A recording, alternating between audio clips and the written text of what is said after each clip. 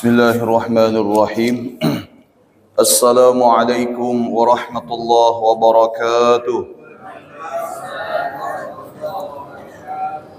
نويت التعلم والتعليم والإفادة والاستفادة والتذكر والتذكير والنفع والانتفاع والحث على تمسك بكتاب الله وسنة رسول الله والدلالة على الهدى والدعاء على الخير. اللهم صل على سيدنا محمد الفاتح لما أغلق والخاتم لما سبق ناصر الحق بالحق الهادي إلى صراطك المستقيم وعلى آله وصحبه حق قدره ومقداره العظيم.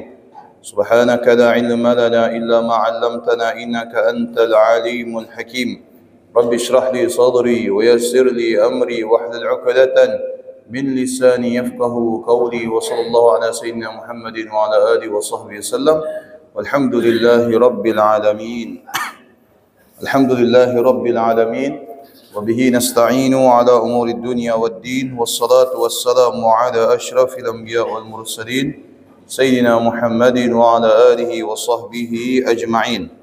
قال المصنف رحمه الله ونفعنا وبعلومه في الدارين إلى أن قال باب الأضحية. قال الله تعالى أعوذ بالله من الشيطان الرجيم بسم الله الرحمن الرحيم إنا أعطيناك الكوثر فصل لربك وانحر إن شانئك هو الأبتر.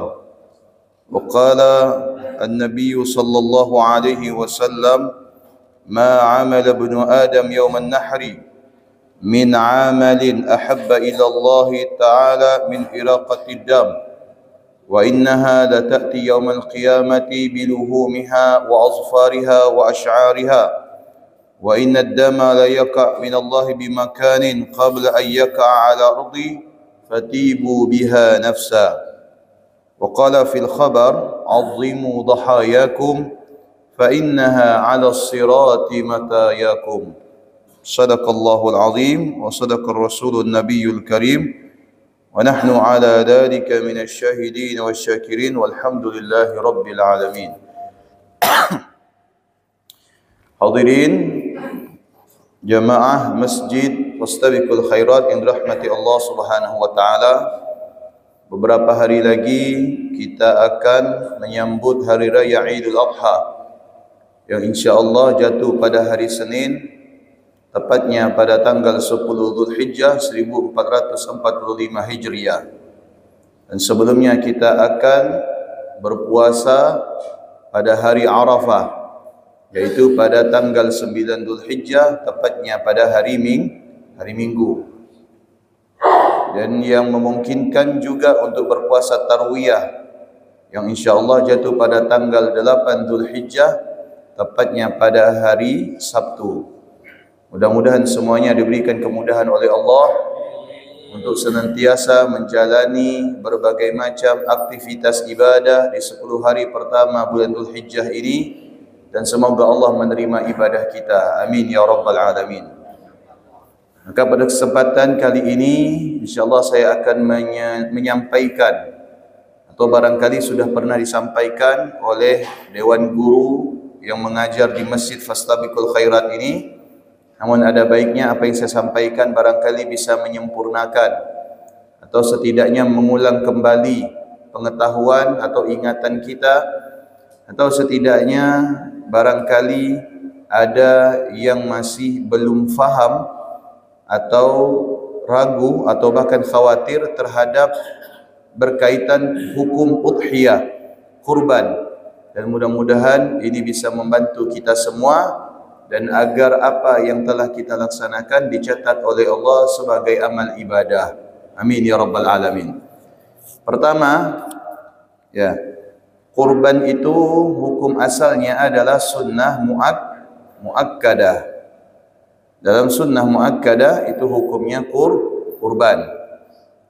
Sunnah muakkadah adalah sunnah yang sangat dianjurkan. Ada dua alasan sunnah muakkadah ini, diantaranya adalah karena sunnah muakkadah ini tidak pernah ditinggalkan oleh baginda Nabi sallallahu alaihi wasallam. Nabi sallallahu alaihi wasallam tidak pernah meninggalkan suatu sunnah, maka dihukumi sunnah muakkadah. Karena sunnah itu terbagi menjadi dua. Ada sunnah muakkadah, ada sunnah ghairu muakkadah. Ini saya sebelumnya mohon maaf duduk pakai kursi karena kaki ini asam urat. Ya, belum 40 dah kena asam urat dah. Bapak-bapak nawakan saya. Baru ya muda Pak Ustaz dia kena asam urat. Nah, peringatan dari Allah ya enggak. Nama penyakit ni enggak kenal tua sama muda. Ya kan? Sunnah muakkadah. Nah, ibadah sunnah ya. Ibadah yang nilainya itu sunnah bisa naik menjadi wajib. Ingat, bisa naik menjadi wajib. Tapi kalau ibadah wajib tidak bisa turun menjadi sunnah. Itu keistimewaan ibadah sunnah. Ya, ibadah sunnah bisa naik jadi wajib, tapi ibadah wajib tidak bisa turun menjadi sunnah. Ibadah wajib tidak bisa turun jadi sunnah seperti sholat 5 waktu, puasa Ramadan, zakat, ya. Itu tidak bisa turun menjadi sunnah, tidak bisa. Haji juga termasuk. Ya. Tapi kalau ibadah sunnah bisa naik menjadi wajib apabila dinazarkan.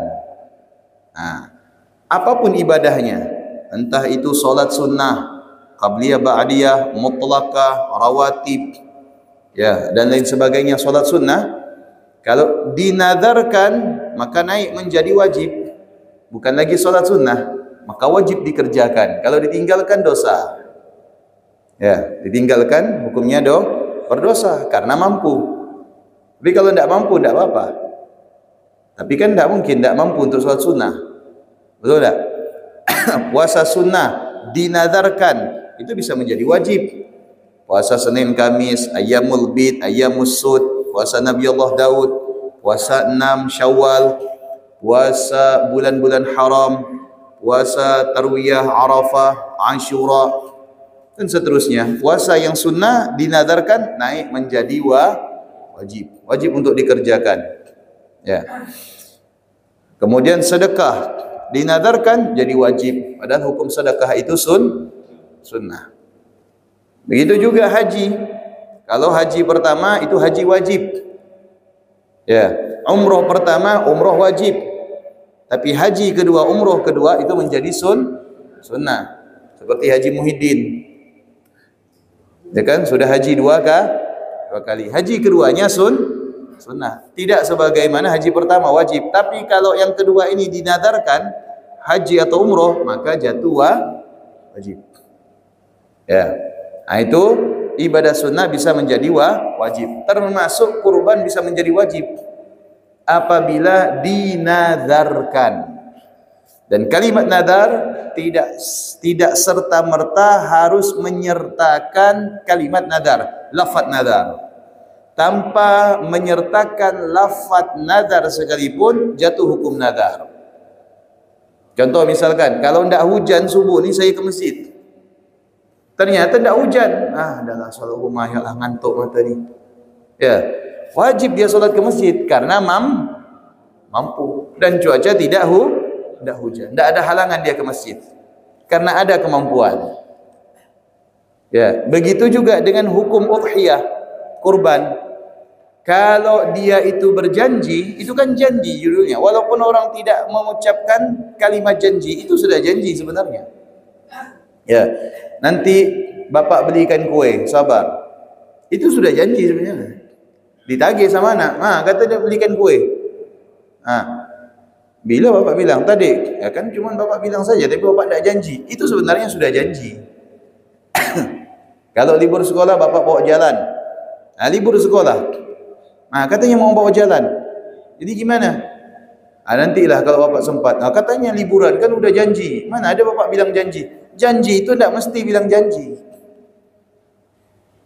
Kalau sanggup dan pernah mengucapkan, maka itu terhitung janji. Kalimat janji itu coba artikan, janji itu apa? Hanya saja kalimat seperti itu dinamakan janji.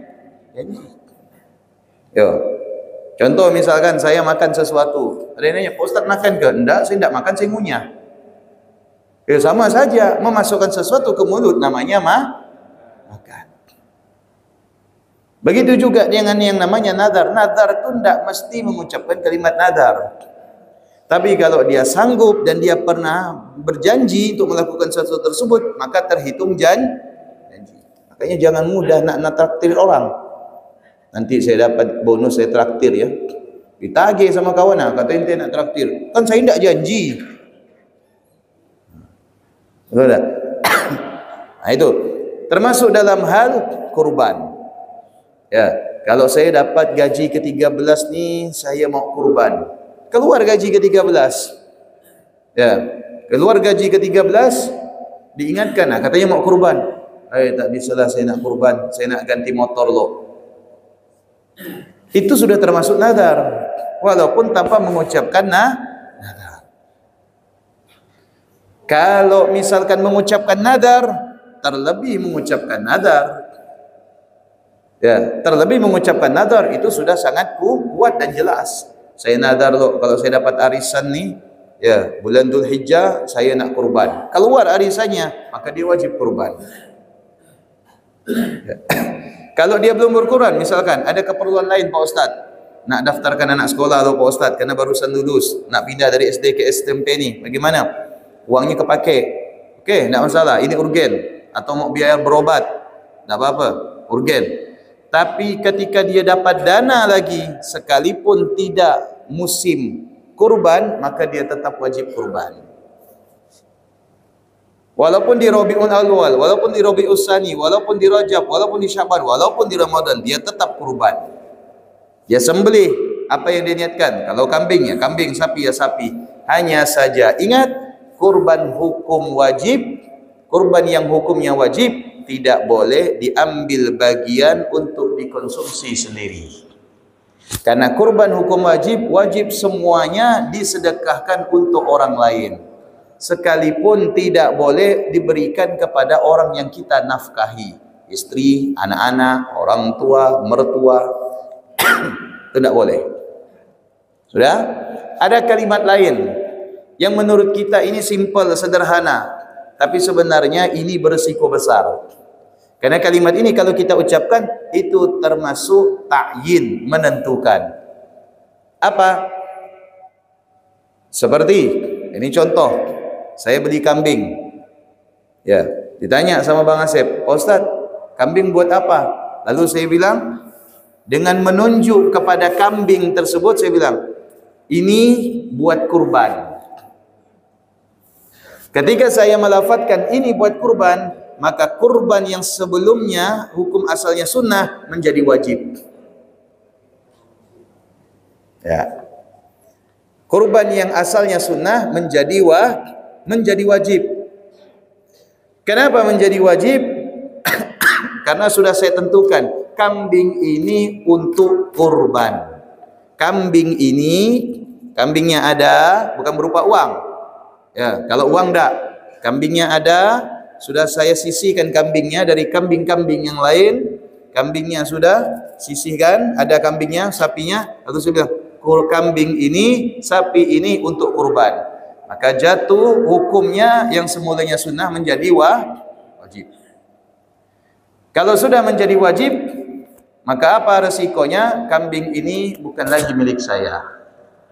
Dikatakan di dalam kitab fikih madhab Syafi'i, li zawali mulkihi, hilangnya kepemilikan bagi diri saya, maka ini menjadi milik Allah dan semuanya harus dikurbankan atau ditasarruf dan dibagi-bagikan.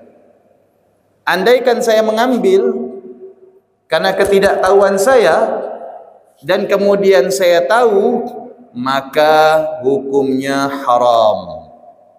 Tidak boleh mengambil bagian daripada kurban wajib, walaupun sedikit, walaupun sepertiga, walaupun cuma hati. Jelas tidak?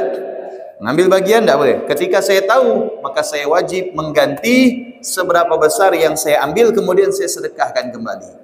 Ya Allah, rupanya saya baru tahu Pak Ustadz ya.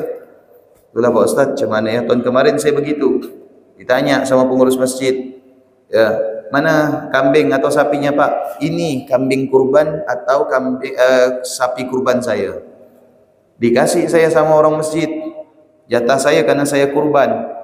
Ya, kemudian saya makan. Berapa banyak Bapak dapat? Sepertiga. Sepertiga dari daging apa? Dari kambing. Berapa satu ekor kambing Bapak beli? Harganya 3 juta. Berapa beratnya? 15 kilo. Timbang bulat. Oh, paling udah di siang semua dapatnya 8 kilo. Betul enggak? 8 kilo berarti sepertiga dari 8 kilo. Anggap saja 2 kilo. Bapak tinggal pergi ke Ibrahim, beli kambing 2 kilo, bagikan. Jelas tidak? Begitu cara mengganti kesalahan atau menebus kesalahan. Itu hukum kurban wajib. Ya, menentukan itu jatuh wajib. Baik. Semulanya kita kurang menerima barangkali, betul enggak? Kenapa bisa menjadi wajib? Oke. Sekarang saya kasih contoh. Ini saya punya air. Ini air untuk saya kan? Kemudian ya, ada orang bertanya kepada saya, Pak Ustadz, ini airnya punya siapa? Saya bilang punya saya. Tapi mau saya kasih kepada air ini punya saya, tapi air ini mau saya kasihkan ke Bang Asep. Oh, tidak jadi. Awalnya dia mau minta barangkali, atau dia pengen tahu saja. Ya. Begitu Bang Asep ada, sebelum saya kasih Bang Asep, saya minum sedikit. Karena saya haus. Saya letakkan kembali, saya tutup. Etis nak kalau saya kasihkan ke Bang Asep nih? Etis nak? Kenapa tidak etis? Hah? Udah diminum, sudah saya ambil haknya kan? Ya. Saya sudah berikrar dengan ucapan ini untuk Bang Asep. Betul enggak? Ya, semestinya saya kasihkan. Ya, tidak boleh saya nyicipi, saya ambil sebagian. Karena saya sudah menentukan ini untuk Bang Asep. Kecuali saya bilang setengah buat Bang Asep, setengah buat saya. Betul enggak? Beginilah kiasnya. Kita bilang ini untuk kurban. Ternyata kita ambil sedikit. Berarti kita tidak berhakikat dalam kurban. Hakikatnya kurban itu merelakan. Betul tidak? Merelakan sesuatu yang menjadi milik kita, kemudian menjadi milik Allah, dan milik Allah dibagikan kepada orang-orang yang berhak. Dalam hal ini, hukum kurban ada dua kesalahan. Kesalahan yang dilakukan oleh orang yang berkurban, kesalahan maaf yang dilakukan oleh panitia kurban. InsyaAllah kita akan bahas hari ini. Mudah-mudahan cukup waktunya ya. Oke. Itu kesalahan pertama yang dilakukan oleh orang yang berkurban. Ya, hindari kesalahan ini yang hukumnya sunnah menjadi wajib. Bagaimana tetap menjadi sunnah? Baik, caranya begini. Kalau ngantar kambing, ngantar sapi, ini kambing sama sapi ya, kita tidak bicara masalah uang. Ya, kalau uang tidak masuk dalam tujuan, tidak masuk dalam kategori. Ini sudah menjadi kambing atau sapi. Ketika menyerahkan, serahkan kepada dia, bilang, saya ingin menyerahkan kurban sunnah saya. Saya ingin menyerahkan kurban sunnah. Tahu ini kurban sunnah saya. Sematkan kalimat sunnah di dalam lafaz tersebut. Kurban sunnah. Atau misalkan, ya ketika ditanya, Bang Asep tanya kepada saya, Pak Ustadz kambingnya buat apa? Buat disembelih di hari raya kurban. Ya, buat disembelih di hari raya kurban. Untuk menghindari menjadi korban wajib. Resiko untuk menjadi kurban wajib. Ingat, kurban wajib tidak boleh diambil bagiannya untuk kita atau untuk orang yang kita nafkahi, tidak boleh. Ya, jelas tidak? Ya, sama dengan akikah yang wajib. Akikah kan sunnah. Tapi kalau dinazarkan akikah, janji mau akikah dan dia mampu, maka akikahnya menjadi wajib. Itulah hukum yang berakikah, tidak boleh memakan daging akikahnya. Tapi kalau misalkan akikah sunnah, orang tua mengakikahkan anaknya, boleh makan daging kambingnya. Masa tamu makan kambing semua, tuan rumah makan sayur keladi? Katanya yang diakikahkan tidak boleh makan daging kambing, Pak Ustaz. Ya tidak mungkin, anak baru 7 hari disuruh makan daging kambing.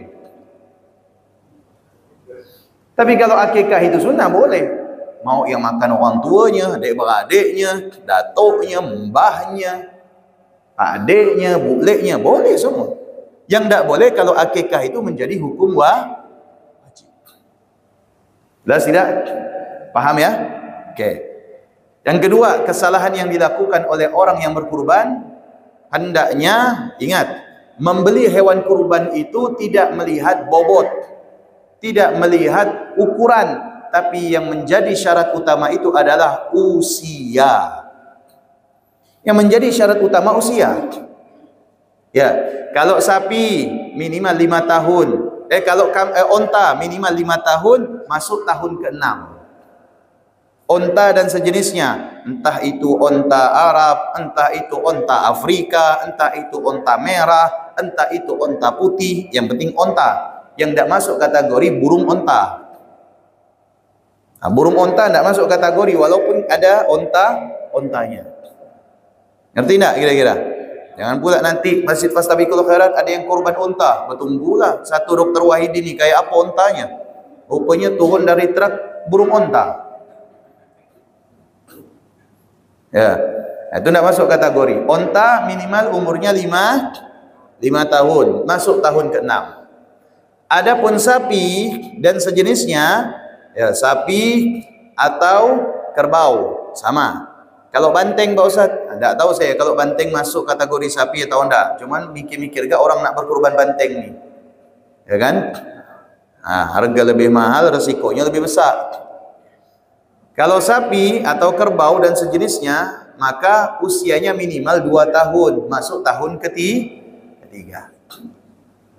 Ya, bebas sapi Madura, sapi kampung, sapi Australia, sapi Bali, tidak masalah. Pak Ustaz, sapi Bali ini Pak Ustaz sebelum disembelih bacakan syahadat tau. Mengapa pula? Karena sapi Bali Pak Ustaz. Apa pula bagi syahadat? Jelas ya? Itu ukuran sapi. Pak Ustaz, ini saya mau jual sapi, bobotnya 250 kilo, timbang bulat. Oh, besar ini. Harganya berapa? Harganya 20 juta, murah. Usianya berapa? Nah, ini kalau tidak salah saya ngerawatnya dari kecil, itu sekarang hitung-hitung 1,5 tahun. Tidak masuk kategori, walaupun bobotnya besar. Yang menentukan usia, bukan bobot. Dewasa itu yang menentukan usia apa postur tubuh. Coba jawab. Baligh itu yang menentukan usia atau postur tubuh. Banyak yang tinggi belum baligh, banyak yang masih kecil udah berkali-kali balighnya. Betul enggak? Bukan postur tubuh, bukan bobot yang menjadi ukuran, tapi yang menjadi ukuran itu adalah usia. Kalau sapi, insya Allah ya kita bisa ketahuan dari segi usianya. Tapi terkadang ini mohon maaf, kambing ini Pak, untuk memenuhi bangsa pasar, ya kambing muda pun yang belum 2 tahun dimasukkan, dijualkan untuk kurban. Kalau kambing ada 2, ada kambing kacang atau kambing kampung, ada gibas atau domba. Kalau gibas atau domba minimal 1 tahun, masuk tahun kedua. Itu gibas atau domba. Tapi kalau kambing kacang atau kambing kampung minimal 2 tahun, masuk tahun ketiga.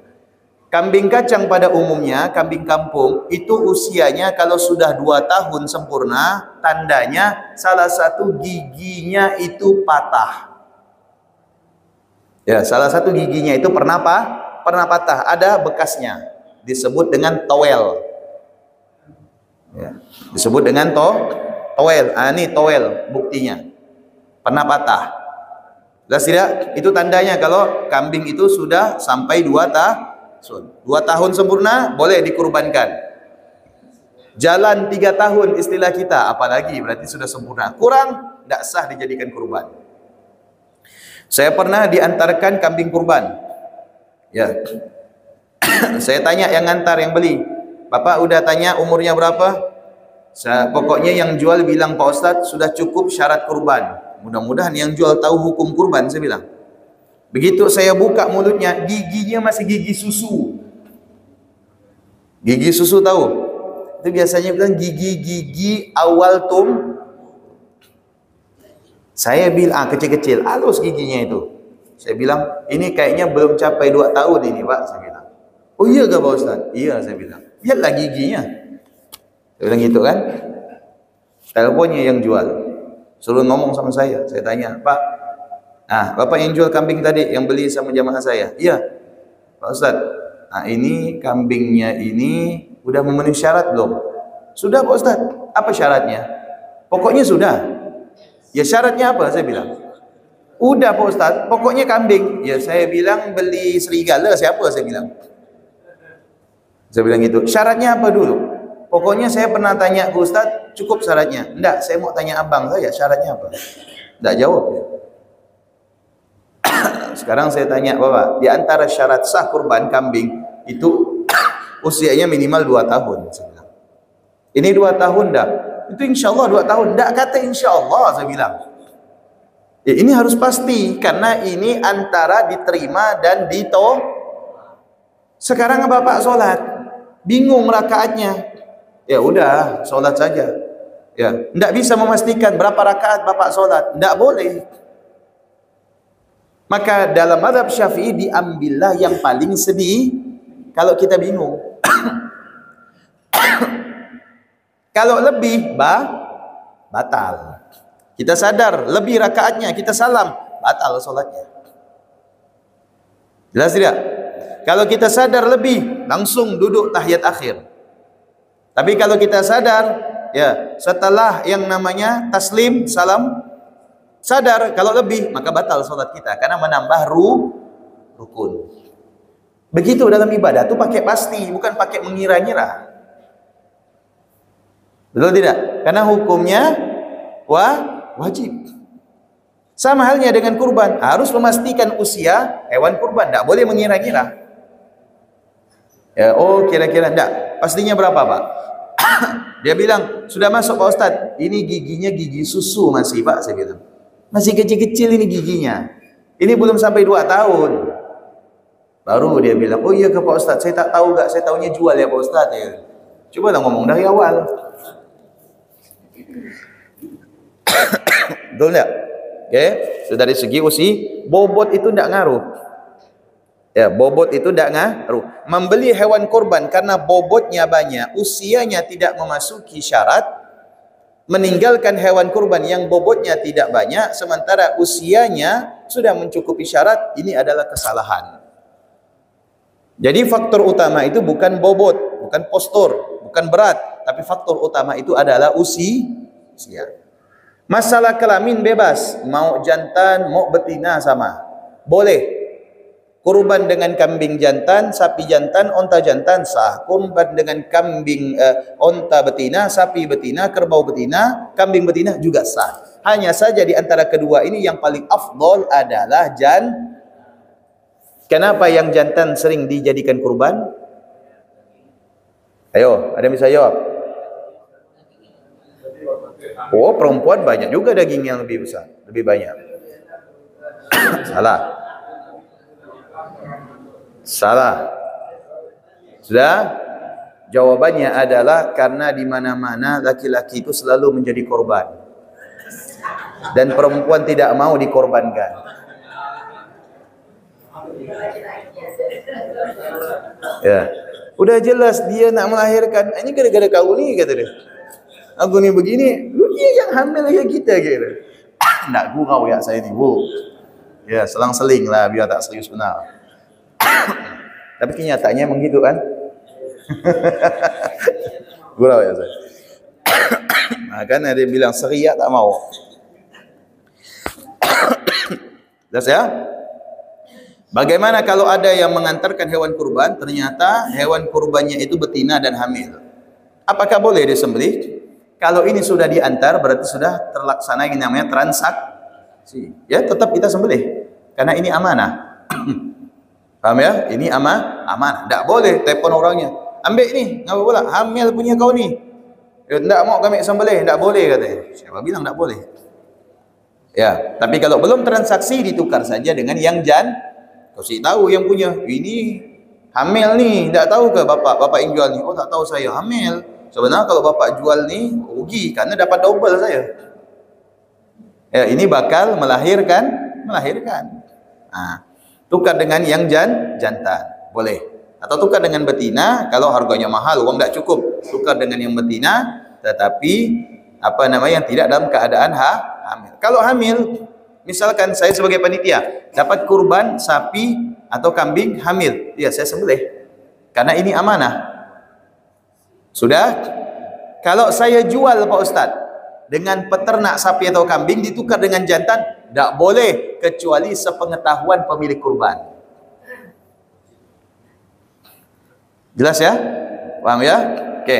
Begitu disembelih, karena saya tidak tahu, begitu dibelah ternyata ada anaknya. Bagaimana? Hukumnya halal tanpa harus disembelih. Karena sembelihan induk menghalalkan sembelihan yang ada di dalam janin.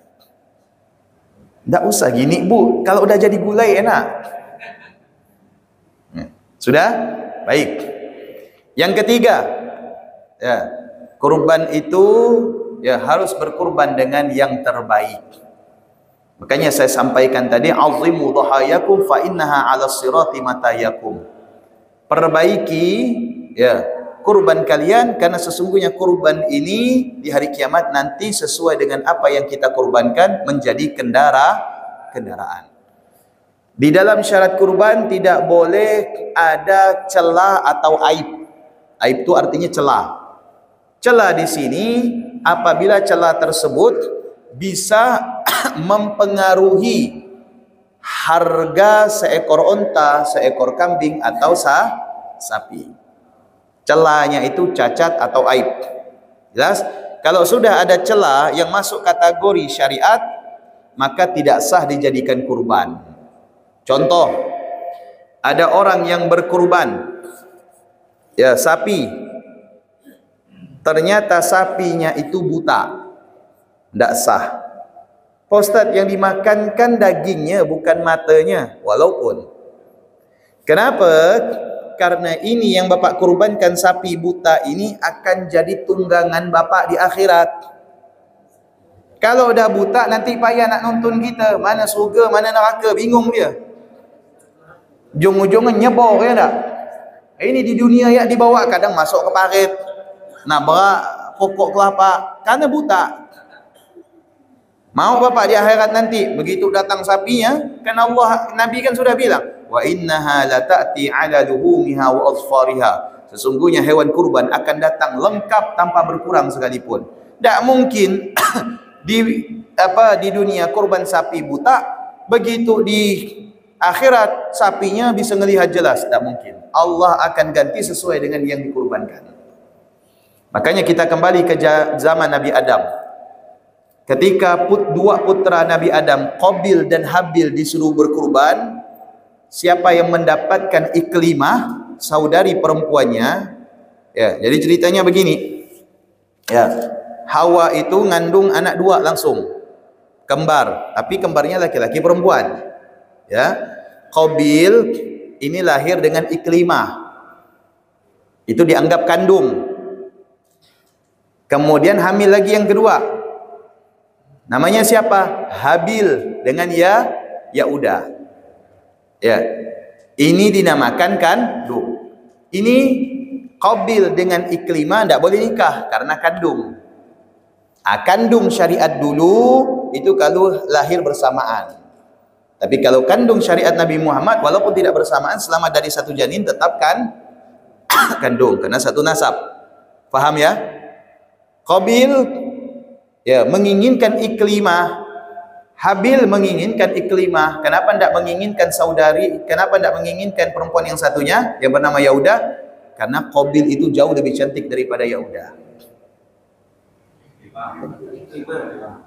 Karena Iklimah itu jauh lebih cantik daripada Yaudah. Nah, sudah. Karena dua-duanya berebut, oleh Allah diwahyukan agar kedua-duanya berkurban. Inilah syariat kurban. Sayangnya, ya, ketika dua-duanya disuruh kurban, Habil berkurban dengan seekor kambing, sementara Qabil berkurban dengan sayur. Sekarang saya tanya, kalau saya traktir makan gulai kambing bibi wasiah dengan makan capcay, pilih mana? Ayo, lebih mau mana? Mau kambing apa capcay? Hah? Ya kambing. Betul enggak? kambing.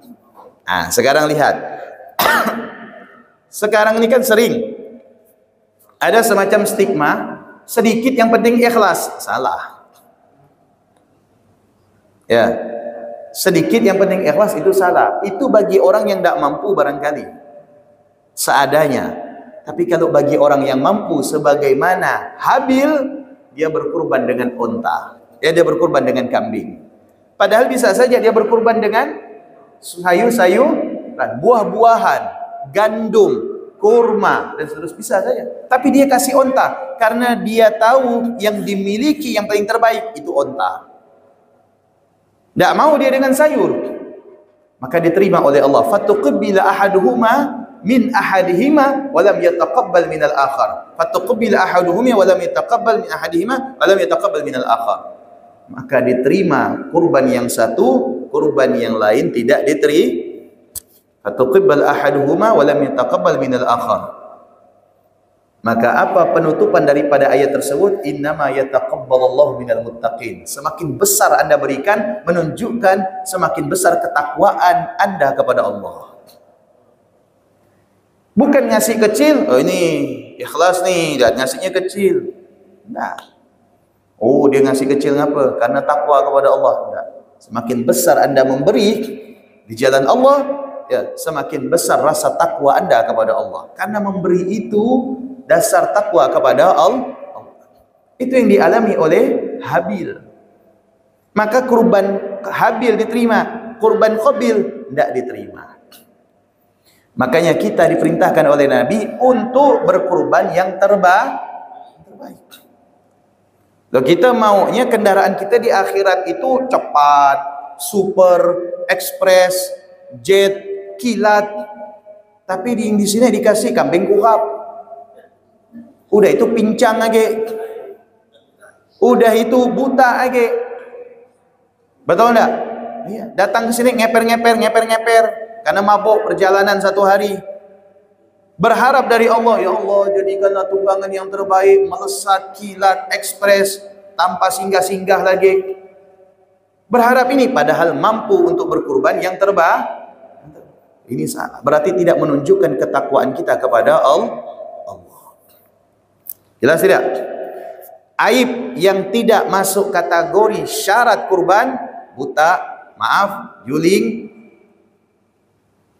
tanduknya patah, giginya ompong, bukan ronga tapi ompong, tidak ada sama sekali giginya. Jangan pula beli kambing tak ada gigi, dipasangkan gewang supaya masuk saat kurban. Karena ada kambing ompong ni murah Pak Ustaz, jual 1 juta, bobotnya 25 kilo. Begitu tahu ompong, dibelikan gewang, pasang 100.000 ya gewang. Ya, tetap tidak sah. Pincang, buntung, sekujur tubuh luka atau berpenyakitan, lidahnya terputus, telinganya tidak buntung semuanya, tapi cacat sedikit, kayak Holyfield. Ya, tahu Holyfield? Ya, sebab apa? Digigit sama Mike Tyson. Itu kan cacat tuh kan, putus. Telinganya sedikit saja, tidak masuk kategori syarat sah hewan kurban. Saya ceritakan pengalaman saya. Ada salah seorang peternak sapi telepon saya satu hari menjelang hari raya Idul Adha. Ustaz, ada sapi murah nih Pak Ustaz, mau dijual. Berapa Ustaz? Saya bilang. Harganya 20. Pada saat itu sapi Madura tuh dibatasi masuk ke Pontianak. Itu sekitar 2 tahun yang lalu. Betul tak? Nah, kita banyak pakai sapi Bali kan? Dibatasi karena alasan karantina. Berapa Ustaz? 20. Ini anak jual 25 juta Pak Ustaz sebenarnya. Bobotnya 300 kilo. Besar nih saya. Tapi Pak Ustaz mohon maaf. Apa? Nah, ini penjual bagus, jujur. Ini buntutnya ujung. Jadi sapi itu buntut itu kan panjang. Ujungnya itu bulat kan? Nah, ada bulu-bulunya. Itu buntung. Kalau kita sekilas tuh tidak nampak. Betul enggak? Buntung. Ujungnya itu buntung, tapi ujungnya buntung Pak Ustaz. Saya cari-cari di kitab, semua mengatakan tidak sah Pak Ustaz. Cobalah Pak Ustaz cari lagi, barangkali saya tak ada nemu Pak Ustaz cari lagi dalil yang mungkin masih bisa diterima. Beli ni Pak Ustaz, saya enggak Pak Ustaz kalau tidak untuk kurban. Saya WA di grup teman-teman saya tanya, semua bilang tidak mencukupi syarat kurban walaupun yang buntung itu ujungnya. Nah, saya telepon tidak jadi beli. Dan dia pun tidak jual kalau untuk kurban, jual hanya untuk sembelihan biasa. Jadi itu kita harus tahu. Paham ya? Ketika membeli hewan kurban jangan sampai ada yang cacat, pincang, buntung dan sebagainya, tidak boleh. Ya paham? Tidak sah. Kalau disembelih halal, boleh dikonsumsi, tetapi sembelihan jadi sedekah biasa. Rugi kita karena ini pahala tahunan. Kurban ini pahala tahunan. Ya, jauh lebih besar pahalanya daripada pahala sedekah. Karena sedekah ini bisa dikerjakan kapanpun. Sementara kurban ini hanya bisa dikerjakan di 4 hari. 10, 11, 12, 13 Dzulhijjah. Sudah jelas? Oke. Kemudian yang tidak diperbolehkan menjual daging kurban. Orang yang mampu tidak boleh jual daging kurban kecuali dia itu du'afa, fuqara dan masakin. Boleh ketika dia dikasih kurban dijual. Ada orang miskin, ya kan? Perlu biaya anak sekolah. Dapat 10 kantong kambing. Pikir-pikir makan kambing tapi anak saya mau daftar sekolah, uang tidak ada, dijualnya ke bibi wasiah. Dijual. 1 kantong 150, pasarannya 200. Jual, diambil, ya kan? Dapat misalkan 3 juta, 1.500.000, maka jadi biaya sekolah. Boleh. Itu kalau untuk orang fakir dan orang miskin. Tapi kalau orang yang mampu kayak kita dapat hewan kurban, tidak boleh dijual. Hukumnya haram. Bolehnya diapakan? Dikonsumsi atau disedekahkan kembali ke orang lain. Paham tidak? Jelas? Hewan kurban apakah boleh disimpan lama? Boleh, kalau sudah menjadi sembelihan. Disimpan sampai tahun depan pun boleh. Yang terbatas ini adalah penyembelihannya. Penyembelihannya itu terakhir hari ke-13, hari Kalau kita hari Idul Adha Senin, berarti terakhir hari Tasyrik Kamis. Kamis sore sebelum masuk waktu maghrib, itu sudah terakhir daripada waktu penyembelihan dan takbir hari raya Idul Adha. Jelas tidak? Oke. Itu kesalahan yang coba dihindari bagi yang berkurban. Yang terakhir, 1 ekor kambing tidak bisa untuk lebih dari 1 orang. 1 ekor sapi tidak bisa lebih dari 7 orang. Ini pendapat terkuat dalam madhab Syafi'i yang ditegaskan oleh Imam Nawawi. Wasyatu tujzi an wahid. 1 ekor kambing hanya untuk 1 orang. Wal badanu tujzi an sab'ah, dan 1 ekor sapi atau unta hanya memadai untuk 7 orang. Pak Ustaz, kami sekeluarga uang cukup cuman 1 ekor kambing, bagaimana? Ya sudah, belikan kambingnya, silahkan Bapak pilih nama siapa yang mau disembelih. Ingat, penyebutan 1 nama ini tidak mempengaruhi pahala bagi yang lain. Saya, istri, ketiga anak saya, mampunya cuman, tahun ini saya cuman mampu beli 1 ekor kambing. Ya, insyaAllah. Jadi minta sebutkan nama saya tetap, saya sebagai kepala rumah tangga. Disebutkan nama saya ketika sembelih, tapi ingat, pahalanya didapatkan istri dan ketiga anak saya. Begitu. Tidak usah disebutkan, Ustadz Sobirin sekeluarga sembelih. Tidak bisa jadi sembelih kurban, tapi jadi sembelihan sedekah. Ngerti tidak kira-kira? Ya. Ya. Tidak usah disebutkan Pak Ustadz Sobirin sama kakaknya. Pakai kakak lagi ngasih ke panitia.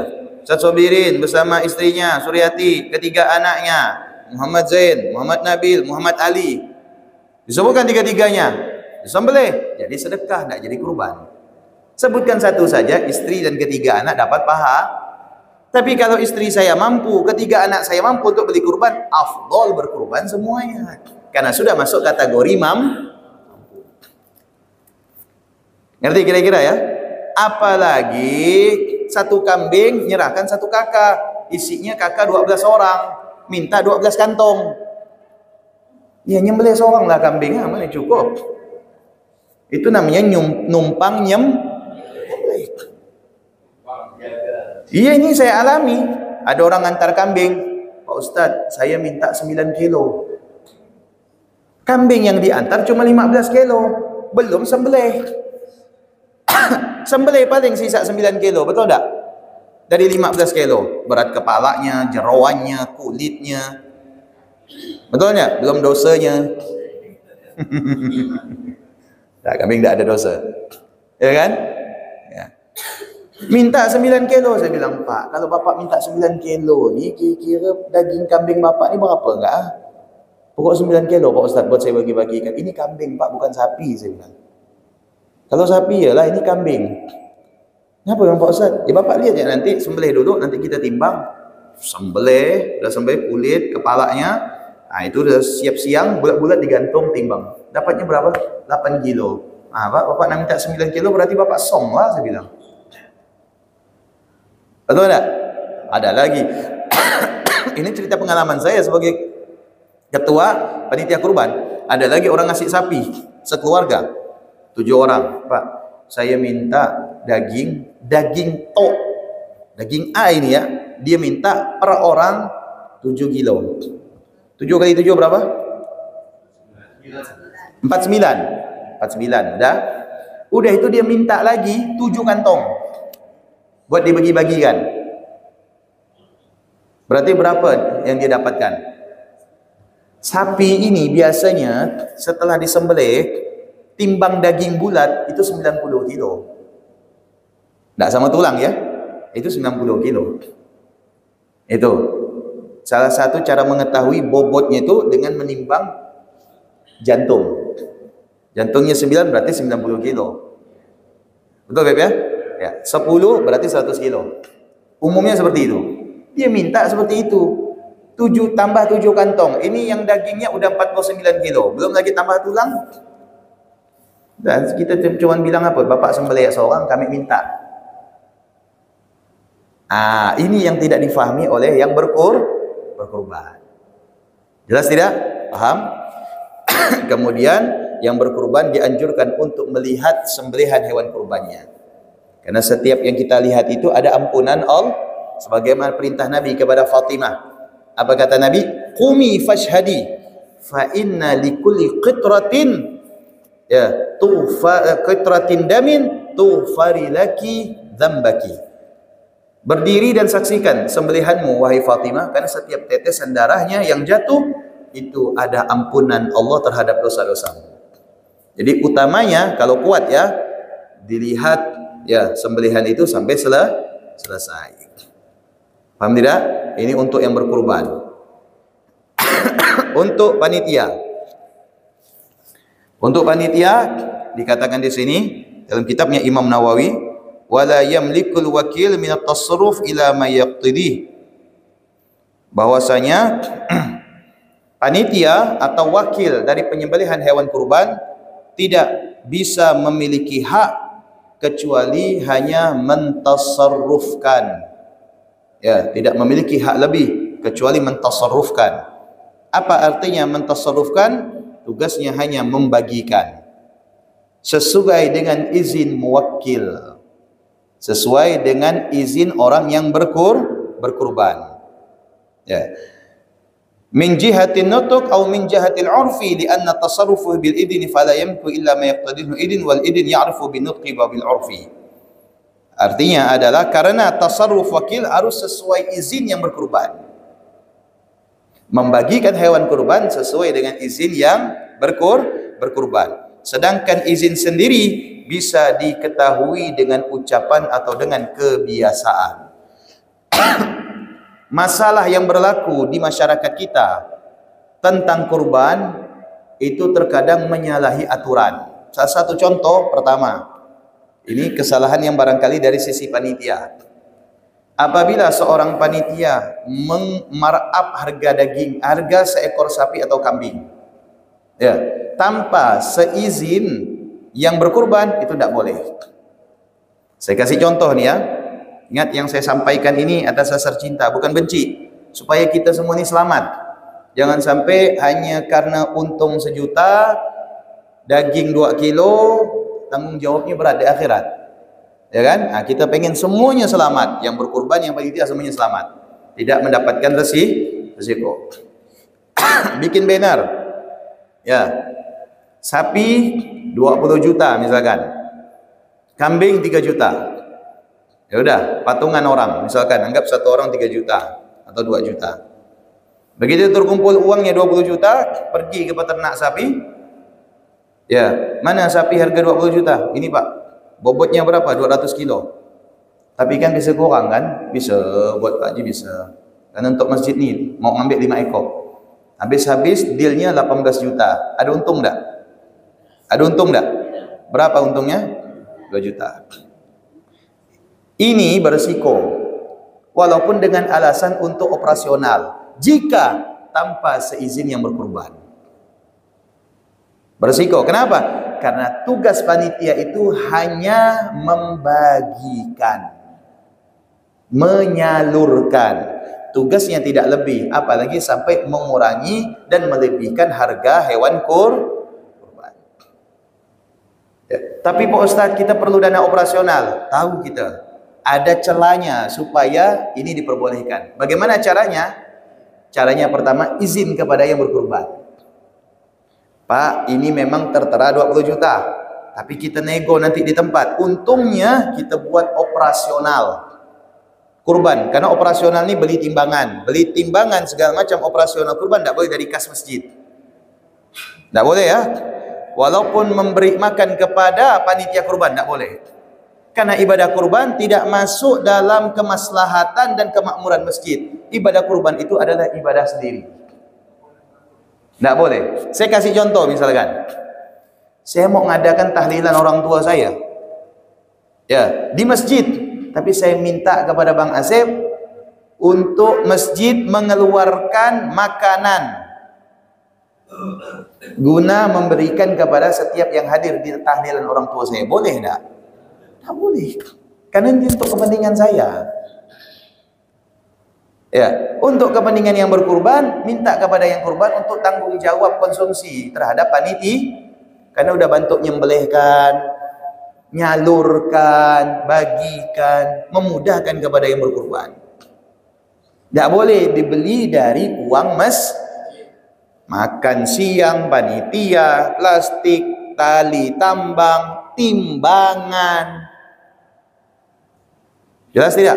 Tak boleh. Andaikan ini terpakai, maka wajib diganti dengan dana operasional. Termasuk air masjid dipakai untuk nyiram. Bekas nyiang hewan kurban tak boleh, wajib diganti. Berapa bayar air masjid ini sebulan? Misalkan 500, ambil dari operasional, bayarkan 500.000. Jelas tidak? Paham? Oke. Itu sebentar dulu, saya selesaikan dulu baru nanti tanya. Itu yang harus dihindari dari panitia kurban. Bagaimana kita mendapatkan dana operasional? Pertama, kasih tahu kepada yang berkurban. Udah, kalau dia bilang, ya udah, saya setuju. Yang kedua, bilang kepada yang berkurban, ini kita minta bagian untuk panitia. Ya, nanti panitia dikasih, kemudian ya dagingnya kita makan. Boleh enggak? Kata yang berkurban, boleh. Aman. Ya, enggak ada risiko. Tapi kalau misalkan belum ngomong, panitia sudah gerek dulu bagian kaki, masak untuk makan bersama, berarti tidak amanah. Tidak boleh, Rom. Tidak boleh. Kenapa? Karena tujuan kurban itu untuk dibagi, bukan untuk dimasak dan dimakan bersama. Kecuali atas izin yang berkurban. Supaya tidak berisiko, caranya bagaimana? Belikan nasi bungkus. Tidak perlu masak, tidak perlu nyiang. Kalau misalkan kita ngambil, masak lagi, dimakan sama-sama, yang tak panitia ngelihat, ya. Ada gak tu? Dah, ini khusus panitia. Yang tak panitia tak boleh, cuma dapat mandang ya. Ini kan beresiko, betul tak? Belikan nasi bungkus dari uang operasional, selesai. Tidak ada risiko. Betul tak? Daripada harus mengambil daging kurban, dimasak dan kemudian dimakan bersama. Ini tidak boleh. Faham? Tak boleh. Karena tujuan kurban itu adalah untuk dibagi, dan wajib kurban itu dibagikan dalam keadaan mentah, tak boleh dalam keadaan masak. Kalau dalam keadaan masak, tak sah kurbannya. Faham? Kecuali akikah. Akikah harus dalam keadaan masak. Kalau akikah tak mungkin ngundang orang, ngundang akikah suruh masak seorang. Ya kan? Sudah? Itu. Supaya kita mendapatkan dana operasional yang ini kita perlukan. Bagaimana caranya? Harga tidak perlu di markup, tidak perlu tawar menawar masalah harga. Minta kepada penjual kambing atau sapi untuk memberikan fee kepada panitia agar bisa menutupi operasional. Pak, berapa harga sapinya Pak Haji? 20 juta Pak Ustaz. Oke. Kita perlu 5 ekor. Tapi Pak, kami beli, cuman kami ini ada dana operasional buat bayar tukang jagal, tukang ngulit, tukang cincang dan sebagainya, beli plastik, timbangan, baskom, bensin untuk yang ngantar kurban, ya kan? Ngasih makan dan sebagainya, bikin kopi. Bapak bisa enggak ngasih kami fee? Oh, saya kasih fee 1 ekor sapi anggap 1 juta, berarti 5 ekor 5 juta. Ah, bolehlah. Berarti ini tidak memarkup. Ya, tidak memarkup. Uangnya 100 juta diberikan kepada penjual, dikurangi enggak? Enggak kan? Sesuai dengan tertera. Sudah? Transaksi selesai, maka yang penjual ini memberikan fee-nya kepada panitia, boleh. Paham tidak? Nah, minta fee saja kepada penjual untuk dana operasional. Yang ketiga, panitia tidak boleh menjual kulit sapi, kulit kambing, tidak boleh. Menjual langsung tidak boleh. Karena apapun daging kurban itu tidak boleh dijual. Karena daging kurban itu adalah jamuan, diafatullah, jamuan dari Allah. Tapi kulit ini siapa nak makan Pak Ustaz? Tak ada yang mau makan. Baik, caranya bagaimana? Kulit, cari dulu orang miskin. Orang miskin ya, panggil. Ini ada kulit sapi 10 lembar. Satu lembarnya 100 ribu. Sayang kalau tidak ada yang mau ngambil. Ya, itu pengepulnya udah ada. Mau ngambil. Nah, ini saya berikan ke awak. Awak jual ke dia. Nanti duitnya serahkan ke panitia. Nanti awak dapat gak? Nah, udah kasihkan ke dia. Nah, ini kurban untuk ente. Dan dia jual kepada pengepul. Pengepul bayar. Nah, serahkan uangnya ke saya, baru. Itu boleh. Karena sudah jatuh kepada kepemilikan. Karena sudah mentasarrufkan. Kalau saya secara pribadi, dan ingat, ya, tidak boleh mengambil dari kas masjid untuk upah tukang jagal. Upah tukang ngulit, tidak boleh. Ambil dari dana operasional. Dan daging kurban, entah kepala, kaki, daging, atau tulang, atau kikil, dan lain sebagainya, tidak boleh diberikan kepada tukang jagal sebagai upah. Sebagai gaji. Ini upah kau ni kepala, karena kau dan jagal. Tidak boleh. Tapi diganti kalimatnya dengan hadiah. Hadiah boleh. Sedekah juga boleh. Pengalaman saya sebagai ketua panitia, ya, itu mendata dulu siapa-siapa yang akan diberikan hewan kurban dari golongan di luar lingkungan, dicatat misalkan 100 kantong, 100 kupon. Dari orang-orang yang ada di lingkungan masjid 100 kantong, jamaah masjid 100 kantong, pengurus masjid 50 kantong, panitia 20 kantong. Sudah? Kemudian setiap yang berkurban kita mintakan, ya, kerelaan agar sebagian daging diberikan panitia untuk dikonsumsi bersama. Mereka rela. Sudah? Baik. Setelah semua dibagikan kepada haknya, maka ada sebagian yang kita sisihkan untuk panitia. Untuk panitia ini diberikan. Sebagian lagi untuk dikonsumsi bersama, karena kita sudah izin kepada yang berkurban. 2 minggu setelah itu kita adakan rapat panitia. Dimasak itu daging. Dan ingat, saya undang semua yang berkurban untuk makan bersama. Begitu cara saya. Jadi mereka tak jerak. Yang berkurban tu saya undang untuk makan bersama. Ya, tidak mungkin dia ngata-ngata lagi setelah itu. Ya kan? Karena dia makan juga. Pasti dia rela. Bahkan sebagian tu bilang apa? Udahlah, tak usah diundang kami ni. Kami udah ikhlas. Kami udah setuju. Tak apa-apa. Semua makan je bersama, tak apa-apa. Kami tak usah diundang. Dah cukup kami ini dah ada. Jelas ya? Faham? Begitu caranya. Ini yang harus hindari oleh pihak yang menjadi panitia kurban. Dan yang terakhir, panitia itu resikonya besar.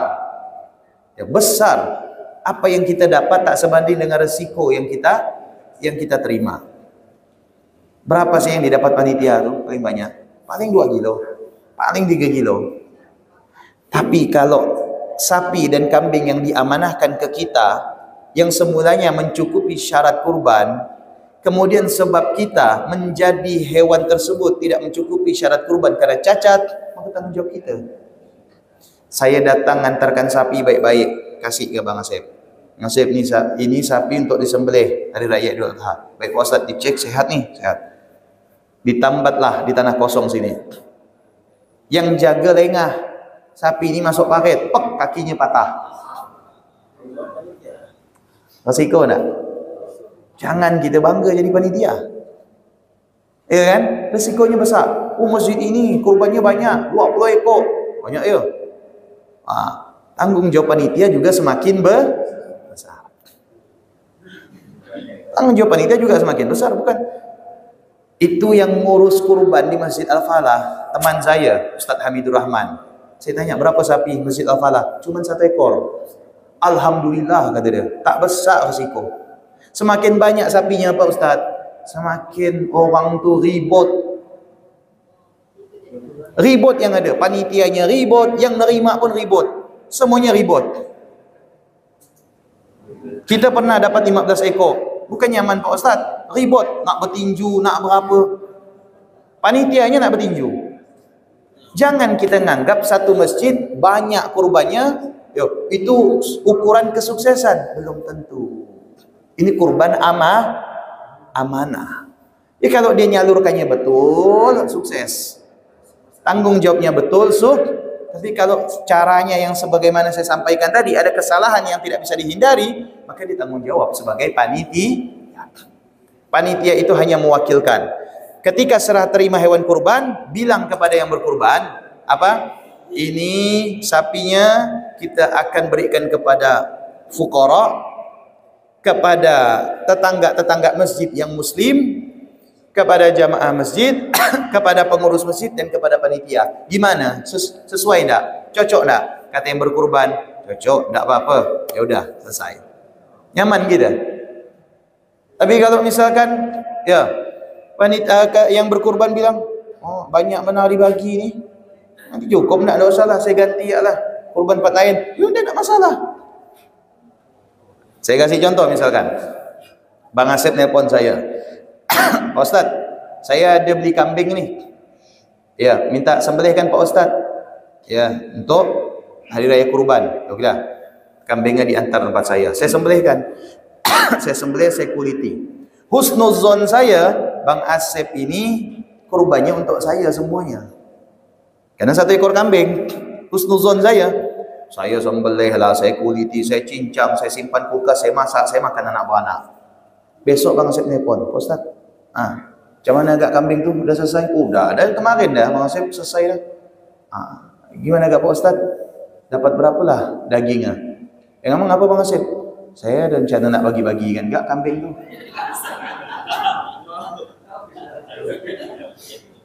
Maksud Bang Asep, enggak kan saya kan minta Pak Ustaz nyembelihkan ya. Ya kan? Saya minta agak Pak Ustaz ambil lah paha 1 tu. Ya kan, sisa kasihlah ke saya, nak saya bagikan. Maka saya tunggu Pak Ustaz dah agak nepon-nepon. Takutnya kambing tu lepas Pak Ustaz tangkap belum dapat-dapat. Ya kan? Allah Bang Asep, udah saya masak, saya makan lagi. Sisanya ada pula di kulkas tu. Sekarang saya tanya, ada enggak ucapan Bang Asep memberikan hak kepada saya untuk mengkonsumsi? Ada. Hanya untuk menyembah. Ada enggak dari Bang Asep bilang saya untuk membagi-bagikan? Enggak ada. Kecuali dari Bang Asep, kemudian bagikanlah Pak Ustaz. Dan saya tanya lagi, Bang Hasim ni mau enggak? Karena afdalnya ambil sebagian. Tak usah Pak Ustaz, saya enggak usah, enggak perlu. Sebiar ya semua dibagikan. Pak Ustaz yang bagikan, baru boleh. Itu pun bagikan, saya harus bagikan, bukan bagikan ke orang rumah saya. Betul enggak?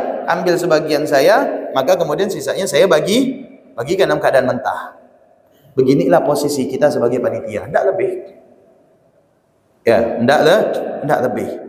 Ini posisi kita kepada panitia. Pak Ustaz, kita ni letih ngurus, yang kita harapkan pahala, Pak. Buat tahunan ni pahala. Bukan daging yang kita harapkan, pahala. Memang letih kerja ini ni. Letih. Saya yang nyembelih, itu sehari bisa belasan sapi saya nyembelih.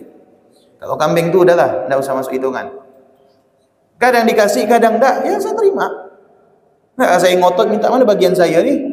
Karena saya tahu ini murni untuk menyalurkan bantuan orang lain.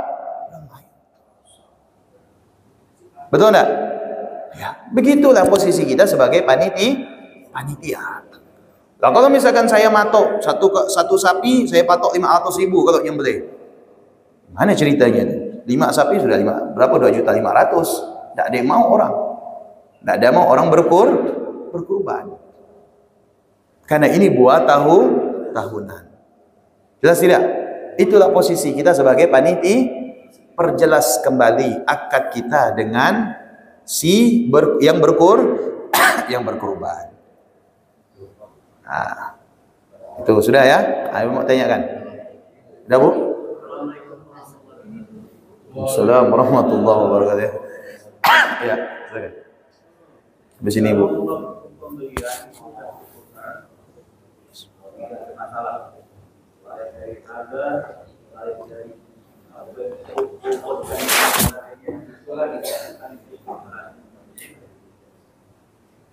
Setelah sampai di tempat panitia, barang tersebut kan akan dipotong.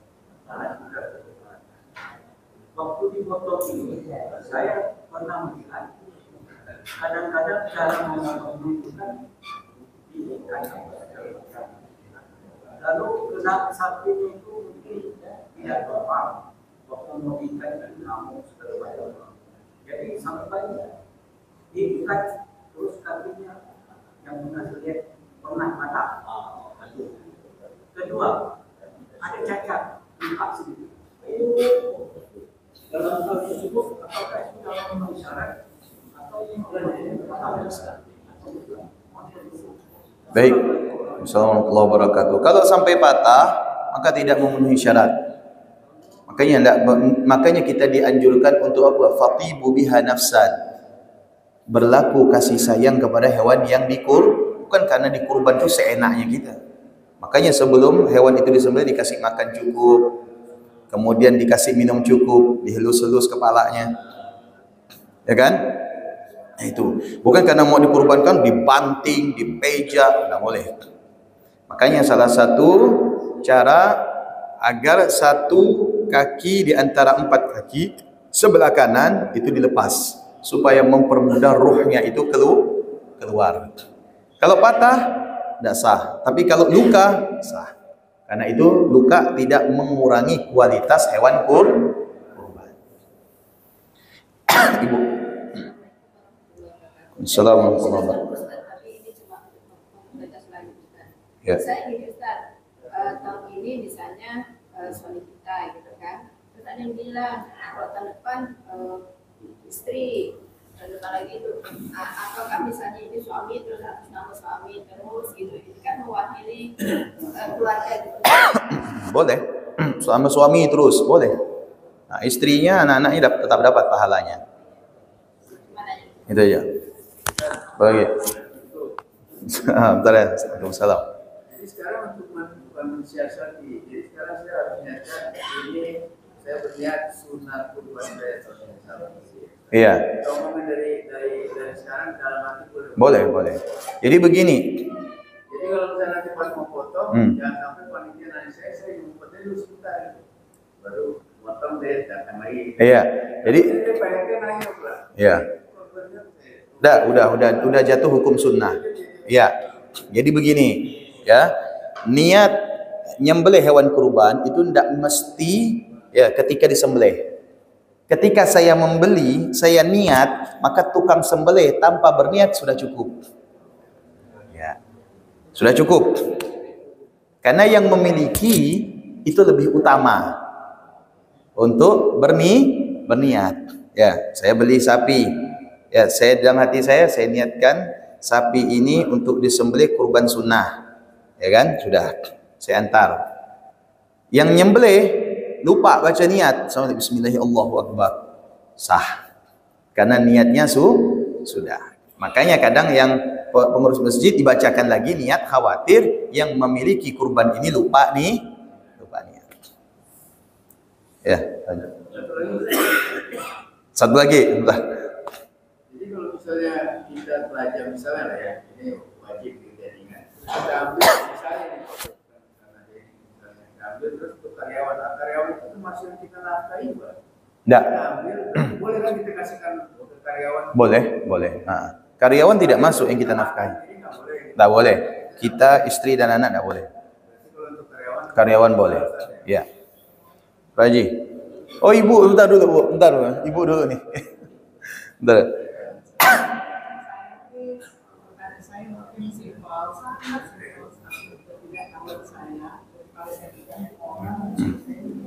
Iya.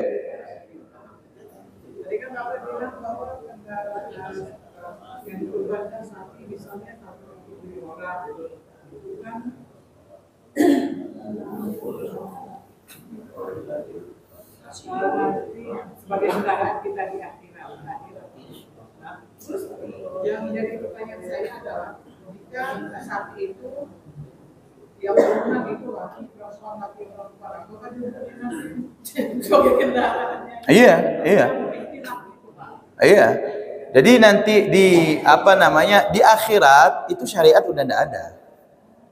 Di akhirat syariat udah tidak berlaku. Mana lagi di akhirat kita misalkan padang mahsyar nunggu antrian lalu bilang sama Allah, ya Allah kami sholat kok ya. Tidak ada lagi, tidak berlaku. Ya. Dah. Pak Haji.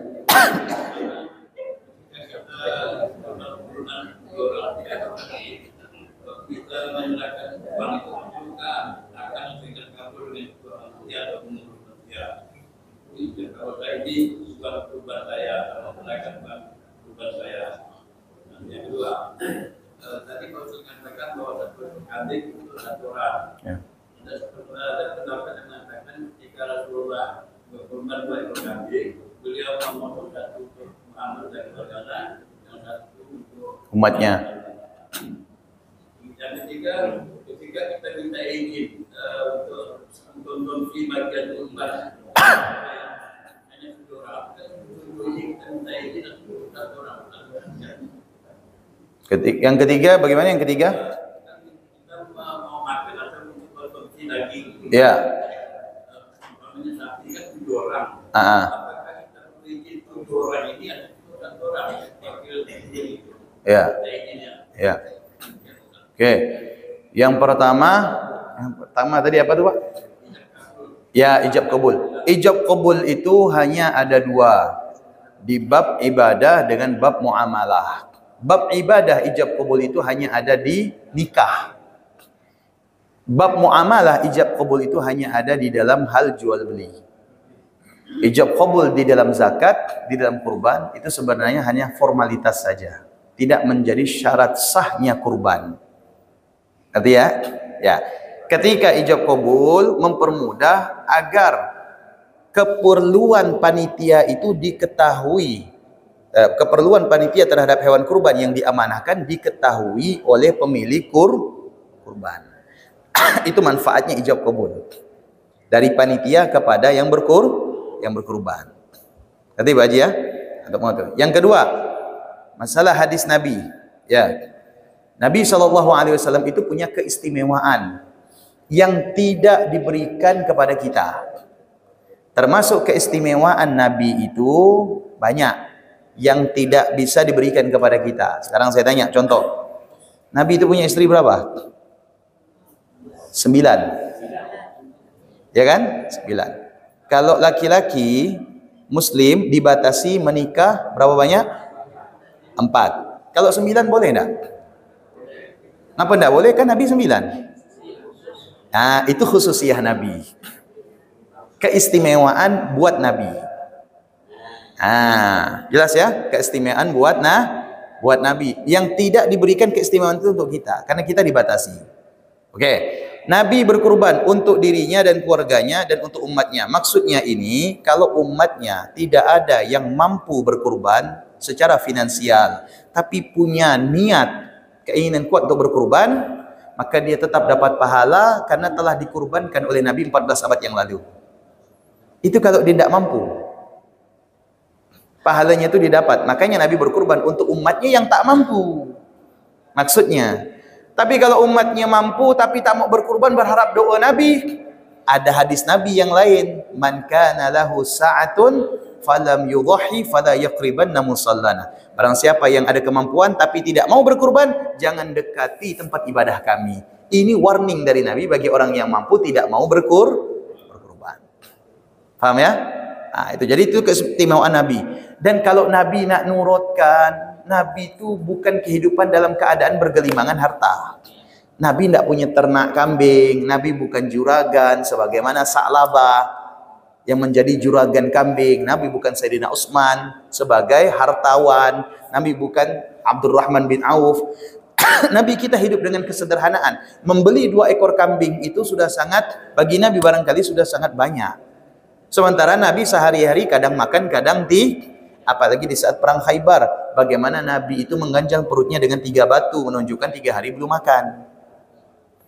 2 kurban yang dimiliki oleh Nabi, khususiyah dari Allah kepada Nabi yang memiliki niat yang besar. Andaikan Nabi itu punya bergelimangan harta, tetap Nabi akan membelikan setiap anggota keluarganya itu Buktinya Sayyidah Fatimah berkurban sendiri, sampai Nabi memerintahkan kepada Sayyidah Fatimah untuk menyaksikan penyembelihan hewan kurbannya. Nah, jelas Pak ya? Nah, itu. Jadi ada khususiyah Nabi. Yang ketiga tadi apa? Hah? Oh ya, memakan hewan kurban minta izin dengan salah satunya cukup. Tidak mesti minta izin dengan ketujuhnya. Ya, anggap saja yang dimakan itu bagian dari 1 di antara 7 orang. Sudah? Sudah ya? Tambah lagi. Masalah apa Pak Haji? Yang tadi beli sapi dengan beruntung, apakah termasuk dosa panitia itu? Oh, enggak, itu pribadi saja. Personal saja. Iya. Dan panitia yang lain enggak mengetahui kan? Enggak. Ya. Assalamualaikum warahmatullahi wabarakatuh.